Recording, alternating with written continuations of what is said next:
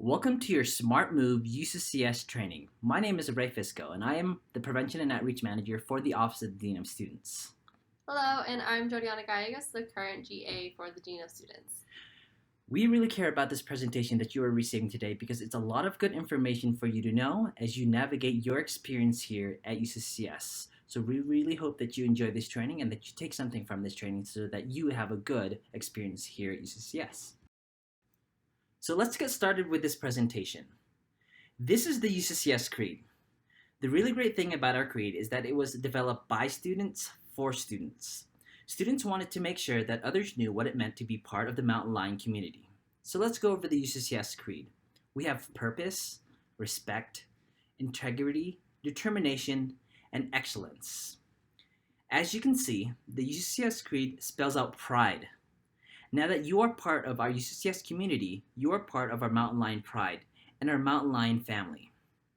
So if we're here to talk about sexual assault, preventing gender violence, and forming healthy relationships and healthy habits, how does this connect with the UCCS Creed? Ultimately, being a Mountain Lion means service and compassion towards others, being a leader in the community, and being a contributing member of our community. That's why this topic is so important for us, and that's why we're giving this presentation today. Today's training is all about being a mountain lion, our community values and expectations. To briefly go over what our training is going to look like today, first we will need to start out talking about some policies and procedures you need to know. Next, we will then talk about some other challenges you might face while on campus, specifically with alcohol and marijuana. Finally, we will wrap up with a section on taking action.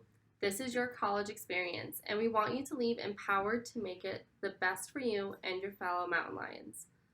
Before we go on, a couple of things to know. First, some of this kind of stuff can be hard to talk about for lots of different reasons. If you need to pause the video, like if you need to run to the restroom or need a break from the video or the content of it, please do so. Please take care of yourself. There is a handout for this presentation that we will reference a lot. On there, you will see a resources page. There is a list of folks you can contact for help. Most importantly, I want to draw your attention to the Wellness Center. They are a confidential resource for you. If some of this info sounds familiar, don't just zone out and think, oh, I remember this, or I know exactly what they're going to be talking about. I don't have to pay attention. We are going a lot more in depth here, and it is important information for you to have. Okay, let's get started. Let's start off with talking about safety. What are some ways that we can stay safe on campus? One way we can stay safe on campus is to have our campus police's phone number on your phone. What's that number, you ask? Well, here it is. It's 719-255-3111. While on campus, that is the best number to reach our campus police to respond to any type of emergency. I would also like to highlight additional services that the UCCS police can provide. Our UCCS police can provide safety escorts to students who may want or need a ride across campus if they don't feel safe. Our campus police are a great resource to keep you safe while you're here on campus. But let's talk about other ways to stay safe. We have some additional measures to keep you safe on campus. Each classroom door has the ability to be locked from the inside in case of emergencies. We also have new standard response protocol directions in each classroom. You may be familiar with it if you went to a Colorado high school, but we encourage you to take a minute to look at that. A few other things to know. Austin Bluffs is a really busy street. Make sure you are always using the crosswalks, and even if you have the right of way, that you are always checking for cars. Our police are not only cracking down on people running red lights near campus, but also on jaywalking. It's an $80 ticket, so make sure you use those crosswalks. Campus also has some dismount zones, so be on the lookout for those. And please get off your bike, skateboard, scooters in those zones. Finally, as we are wrapping up about safety, while you want to be safe on campus, we also want you to think about your safety online by being aware of email scams. We have had students lose up to $3,000 from an email scam that they received. This typically comes up as a job that someone is offering that you did not apply for. where they promise to pay you hundreds of thousands of dollars a week. If it feels like it is too good to be true, then it probably is. And if you think something is a scam, send that email to the UCCS police and they can investigate it. Another online scam that has affected our students is the sharing of nude photos or videos of themselves to complete strangers. These scammers then threaten to share these explicit photos or videos with the individual family and friends unless you pay them. If someone you don't know is asking you to send those types of videos or photos, remember this is a big red flag, so don't fall for this scam. One of the hallmarks of a healthy environment is that it is free from discrimination and harassment. CU policy prohibits discrimination and harassment based on particular class statuses, which are listed here on the right. This applies to all students, faculty, staff, volunteers, and any affiliated entity. We are not going through the protected class statuses one by one, because most of them are pretty self-explanatory, but when in doubt about a policy, just ask. So first, let's talk about discrimination. Discrimination occurs when an individual suffers an adverse consequence based on a protected class. An adverse consequence can include things like denial to an academic program, denial of a benefit, or an undeserved lower grade in a class. It is a loss of a resource, benefit, or access to education or employment. Now let's talk about harassment. Harassment based on particular class status is verbal or physical conduct that unreasonably interferes with an individual's work or academic performance and creates an intimidating or hostile work, educational, or living environment. A hostile environment means that someone has experienced unwelcome behavior based on protected class that is severe, persistent, and/or pervasive enough that it unreasonably interferes, limits, or deprives them of participating in or benefiting from university programs or activities. It's really important to understand that in cases of discrimination and harassment, intent does not matter. We know that most people are not deliberately seeking to cause harm or distress. However, we can't get inside anyone's head to determine that. We can only look at the impact on the environment to determine if it was harassment. Did the person feel harassed? It is judged by a reasonable person's standard. Would what was said or done be offensive to a reasonable person? It is really important to recognize that behavior that is acceptable to you may not be acceptable to others. Sexual harassment is a specific form of discrimination and harassment. It is covered both by the University Discrimination and Harassment Policy and the University Sexual Misconduct Policy. First, the behavior must be based on sex, which includes gender, gender identity, gender expression, and sexual orientation. Second, it must be unwanted or unwelcome. Consensual flirtations are not prohibited, but let's keep in mind it may not always be appropriate. Keep your environment in mind. There are two types of sexual harassment: quid pro quo and hostile environment. Quid pro quo literally means this for that, and it occurs when a person in authority demands sexual favors from someone as a term or condition of employment or educational benefit, such as promotion, salary increase, better grades, etc. And engaging in or rejecting such conduct is the basis for a decision resulting in a tangible employment or educational action. It's not very common, but it does happen. Generally, it's a little more subtle than a direct ask. Hostile environment sexual harassment is like protected class hostile environment described before, only it is occurring because of a person's sex. The behaviors must be so severe, persistent, and/or objectively offensive that they would interfere with someone's participation in a program or activity. Examples may include uncomfortable touching, such as back rubs or shoulder rubs, derogatory language, or offensive jokes. Here are a few more things you need to know about sexual harassment. It can be verbal, nonverbal, or physical. It can involve faculty, staff, and students. Can be male, female, transgender, or gender nonconforming victims. And it can happen between any combination of relationships, same gender or opposite gender. Finally, the most important thing is your intent doesn't matter. Just like we talked about the broader discrimination and harassment, you can claim it's an April Fool's joke. What you really need to know is that it's not funny. While we try to bring a little humor to it in this training, it's because we're in a classroom setting.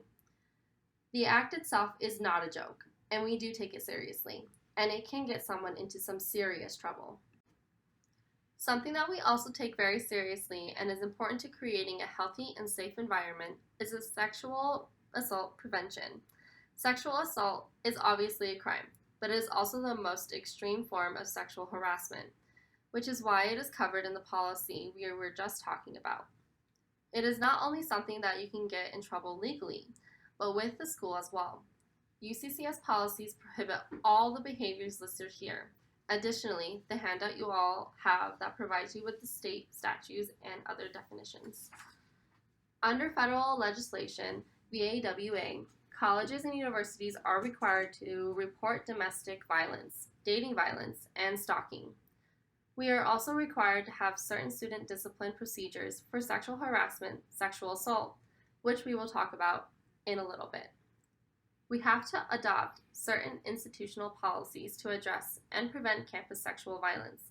And most importantly, we must educate students and employees on sexual violence, which is the main reason why we are here today. We offer online and in-person training programs about your protections on and off campus. We also host many events throughout the year that raise awareness for sexual misconduct, like Take Back the Night in April and the Red Flag campaign in October. Sexual misconduct is a big concern for all college campuses, not just UCCS. Two behaviors that are prohibited that we want to provide more information on are sexual exploitation and stalking. Sexual exploitation is conduct that takes sexual advantage of another person without their consent. We hear about this in the news more often related to sex trafficking, and that is a form of sex exploitation. More often than not, on college campuses, we see situations involving invasion of privacy and public humiliation, such as sharing intimate photos without someone's permission. Stalking is a type of harassment behavior that is often overlooked. Often it is portrayed as funny or harmlessness in romantic comedies and TV shows. But what might start out as harmless can escalate. Concerns about stalking should always be reported promptly. So, what exactly is sexual assault? The technical definition of sexual assault is any attempted or actual act directly against another person without consent of the victim, including instances where the victim is incapable of giving consent. Simply put, sexual assault is intentional sexual contact without consent. There are 4 different kinds of sexual assault that include fondling, rape, statutory rape, and incest. Definitions of these types of assault can be found in your handouts. So let's talk about some examples. You are standing in a crowded area, like a crowded elevator, and you accidentally brush up against someone's butt. Is that sexual assault? It's sexual contact, but it's not intentional, so no. This is important because with discrimination and harassment, we said that intent does not matter. But sexual assault is a physical act, so it's easier to judge intent. For instance, what about some students playing basketball? One of them scores, and another pats them on the butt and yells, "Good shot." Is that sexual assault? No.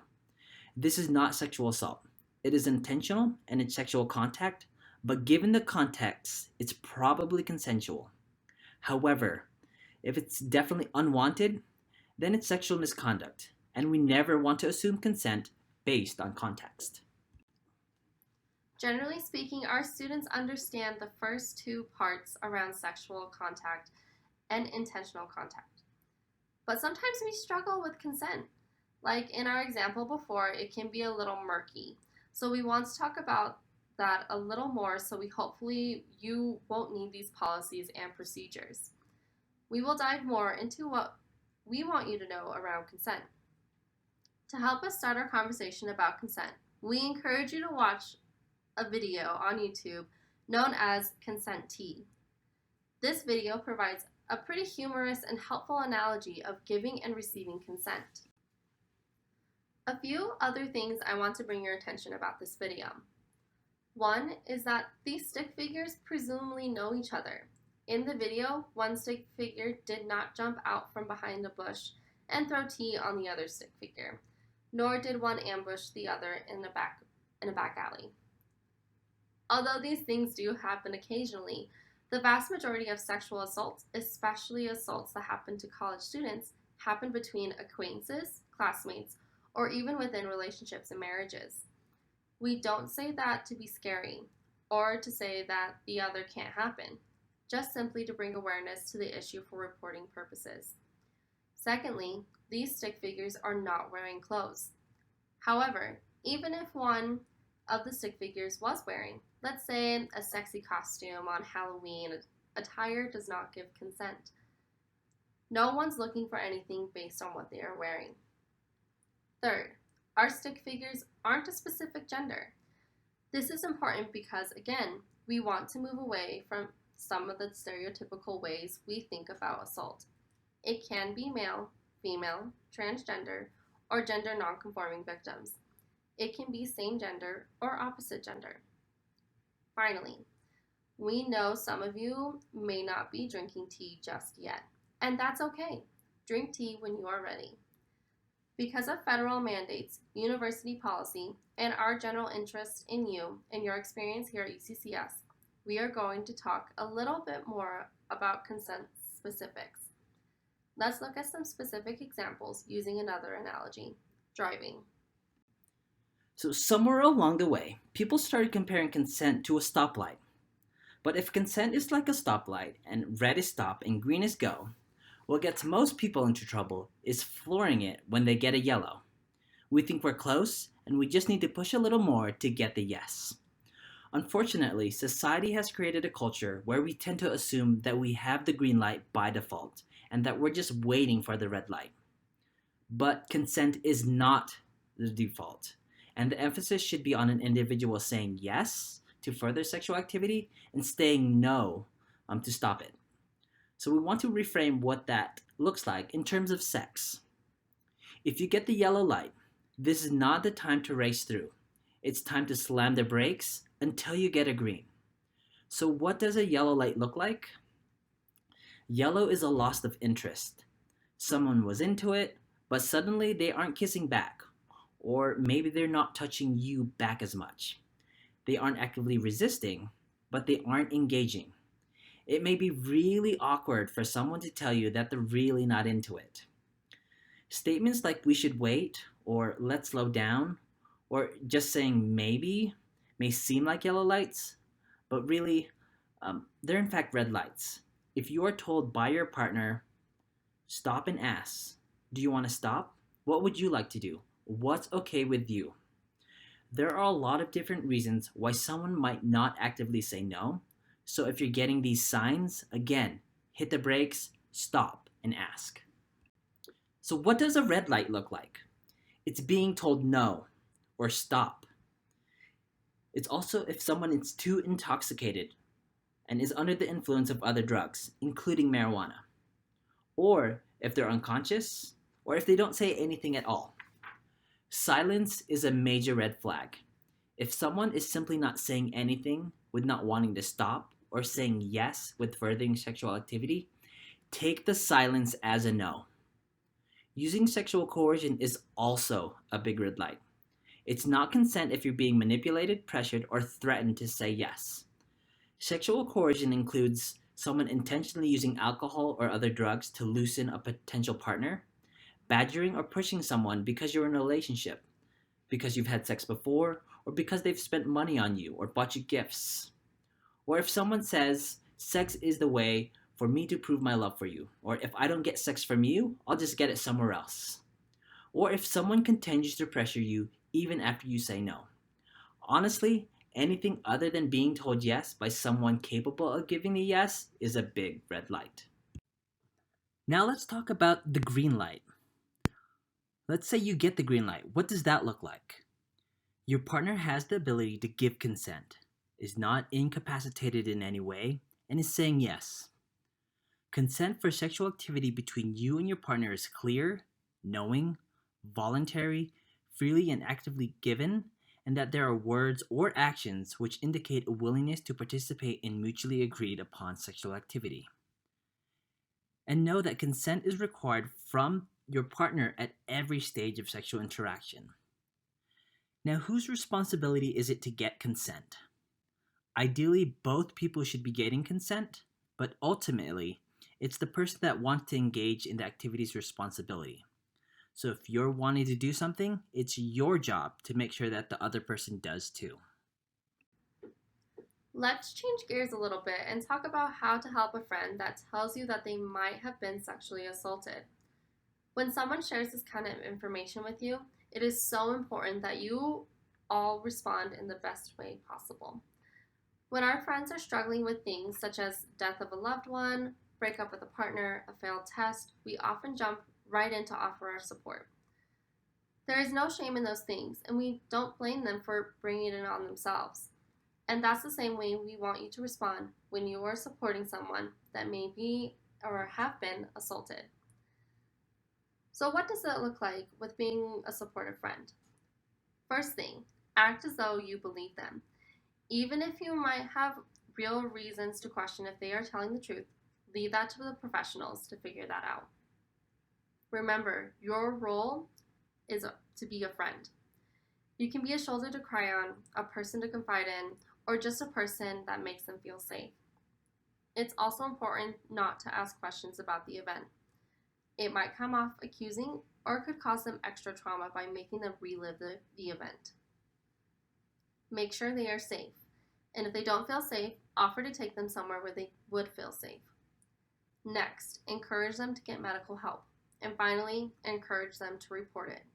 Now let's discuss how we can be helpful friends when it comes to relationships.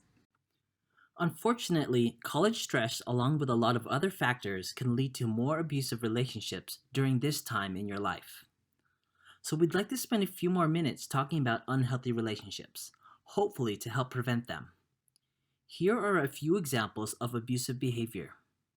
If someone is constantly yelling or constantly putting you down with demeaning comments, or if someone is monitoring what you're doing all the time, like if you're forced to check in with them wherever you go, if they're controlling how you spend your money, or control how you use your medication, or if they're physically hurting you, or if they force you to have sex with them. What is really important to know is that this type of behaviors can occur in both opposite gender and same gender relationships, and victims can be any gender, and the perpetrator can be a woman as well as a man. It doesn't always follow the stereotypical patterns. Another example is in LGBTQ relationships, where one person may threaten to out another if they aren't open about their identity. That's just one way someone might try to exercise power or control. It might also be harder to report both men and those in LGBTQ relationships due to social norms and fear of insensitivity. We never want students on our campus to feel stigma in reporting concerns about yourself or others. If you're worried about someone, report it, no matter gender or sexual orientation. What are the main types of abuse in a relationship? We have 5. There's verbal, emotional, economic, physical, and sexual abuse. And here are a few examples of the different types of abuse in relationships. When it's verbal abuse, it's name calling, spreading rumors, threats, yelling, intimidating tone, and someone being demeaning. Emotional abuse is someone putting unfair expectations or controlling, withholding affection, crazy making, blackmailing. With physical abuse, we have hitting, burning, sleep deprivation, punching walls, slapping and pinching. And sexual abuse, we have assault, coercion, unwanted attention, harassment, and just generally not respecting. Where are bystanders most likely to step in and help? Where do you think the best place is? The best place is verbal, or at the first sign of abuse. If abusive behavior is checked early on, it could prevent the abuse from proceeding to the next stage. Abuse does not usually start with physical violence. It will start with manipulation and gain emotional control before moving to physical or sexual abuse. So be a good friend and look out for these signs. The first sign change in personality or behavior can include a lot of things, which can include grades dropping unexpectedly, someone withdrawing from class or work a lot, or if you notice very sudden changes in interest, hobbies, beliefs. Those are just a few examples. Again, if you notice these signs of someone else's relationship, encourage them to reach out to the resources that we have here on campus, such as the Office of Institution Equity or to our campus police. So, what do we do when something goes wrong? We hope that you and those you know do not experience the behaviors we just talked about. But because they can occur, we want you to know that what to do, where to get help, support, or advice if it happens. UCCS encourages you to report any incidents of sexual misconduct, either to the police, the Title IX coordinator, or both. If you are not comfortable reporting an incident, you can talk confidentially to the UCCS Wellness Center. They can also provide confidential services before, during, or after a report.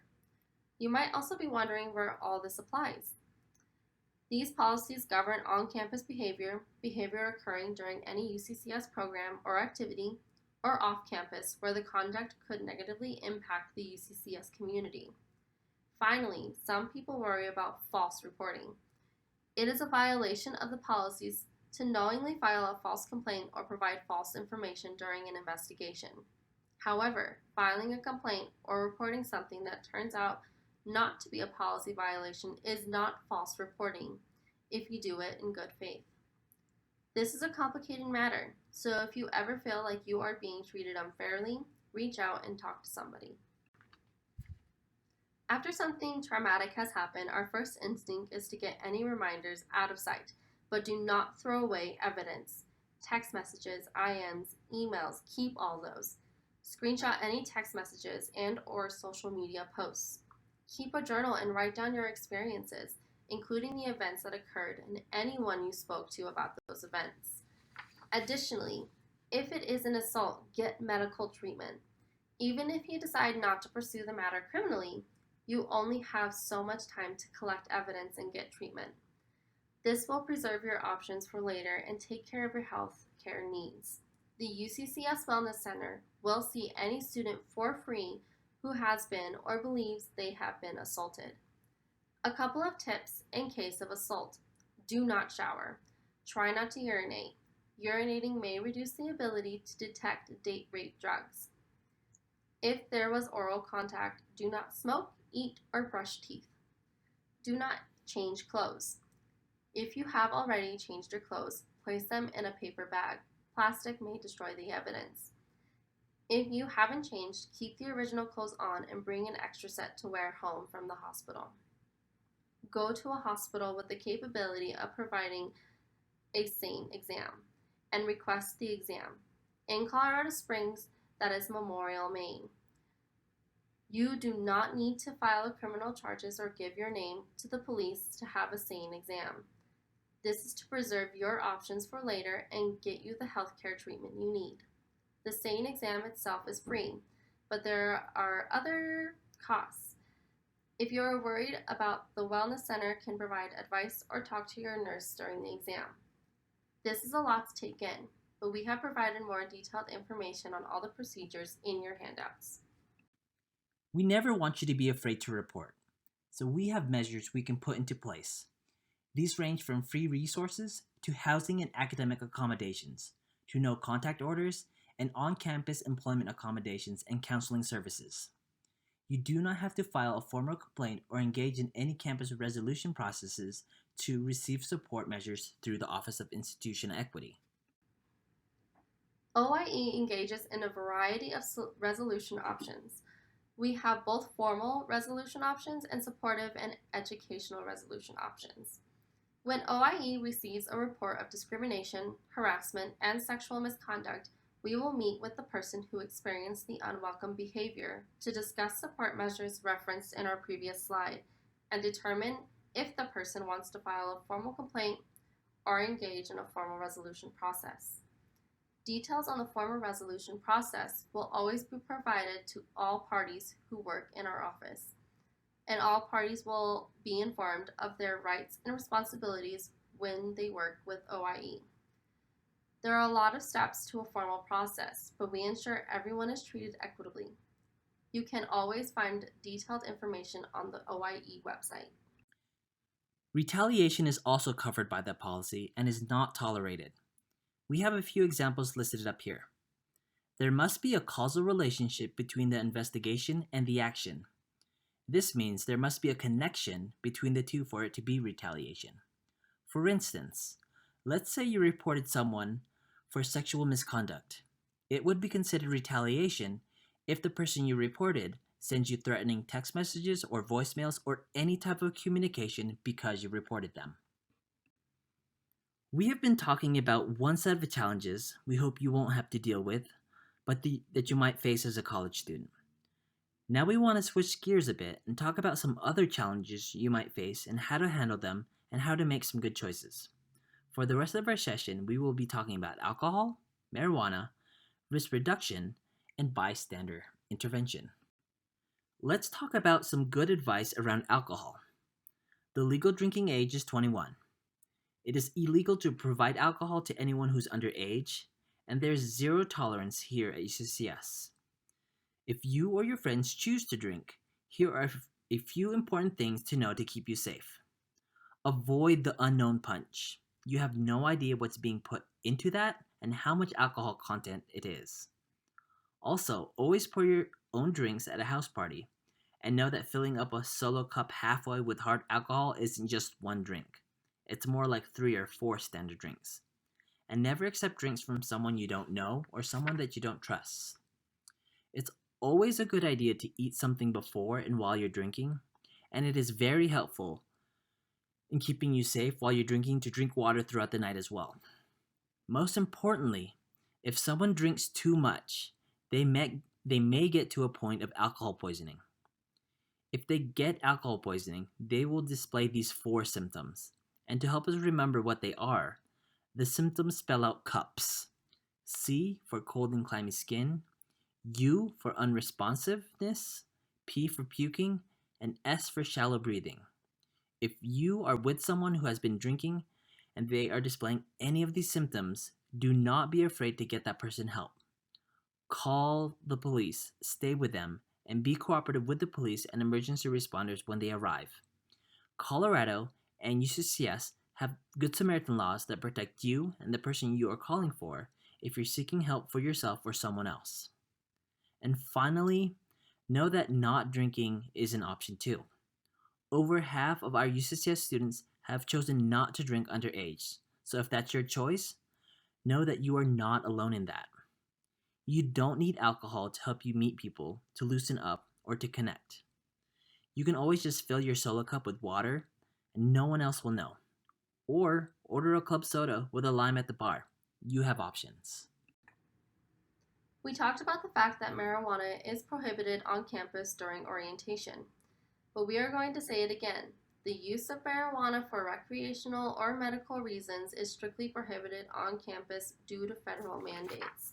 We also know there is a lot of misconceptions about risk factors associated with marijuana because of that fact that it has been used to treat symptoms from certain illnesses.